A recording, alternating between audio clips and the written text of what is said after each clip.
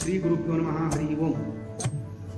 ಪರಮ ಪವಿತ್ರರಾದ ಮಹಾಸ್ವಾಮಿಗಳ ಶ್ರೀ ಶ್ರೀ ಸತ್ಯಾಸದಿತ್ತ ಶ್ರೀಪಾದಂಗಳವರ ಕರಕಮಲದಿಂದ ಪ್ರತಿಷ್ಠಾಪಿತವಾಗಿರುವಂತಹ ಮಠ ಇದು ಭಾಗ್ಯನಗರ ಜಿಲ್ಲೆಯಲ್ಗೂಡದ ಉತ್ತರಾದಿ ಮಠ.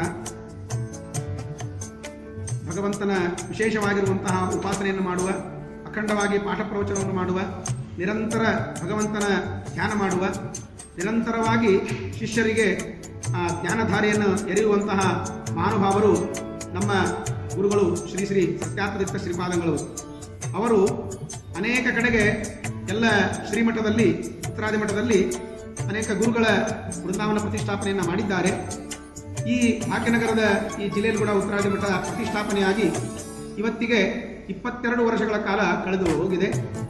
ಬಹಳ ವಿಶಿಷ್ಟವಾದದ್ದು. ಜ್ಞಾನಿಗಳು ಬಂದು ಅದನ್ನು ಪ್ರತಿಷ್ಠಾಪನೆ ಮಾಡಿದ್ದಾರೆ ಅಂದರೆ ಅದು ಕೇವಲ ಅವರಿಗಾಗಿ ಅಂತಲ್ಲ, ಎಲ್ಲ ಜನರಿಗಾಗಿ, ಎಲ್ಲರಿಗೂ ವಿಶೇಷವಾಗಿ ಆ ಗುರುಗಳ ಅನುಗ್ರಹ ಆಗಲಿ ಅನ್ನೋ ದೃಷ್ಟಿಯಿಂದ ಇಲ್ಲಿ ಯತಿ ಚತುಷ್ಟಯರು, ಟೀಕಾಕೃತ್ಪಾದರು, ರಘುತ್ತಮ ತೀರ್ಥರು, ರಾಘವೇಂದ್ರ ಸ್ವಾಮಿಗಳು, ಶ್ರೀ ಶ್ರೀ ಸತ್ಯಪ್ರಭು ತೀರ್ಥ ಶ್ರೀಪಾದಂಗಳು, ಹೀಗೆ ಎಲ್ಲ ಮಹಾನುಭಾವರ ಒಂದು ಅದ್ಭುತವಾಗಿರುವಂತಹ ಸನ್ನಿಧಾನವನ್ನು ಇಲ್ಲಿ ತಂದು ತಿಳಿಸಿದ್ದಾರೆ. ಇದು ಪರಮ ಮಂಗಳಕರವಾದದ್ದು.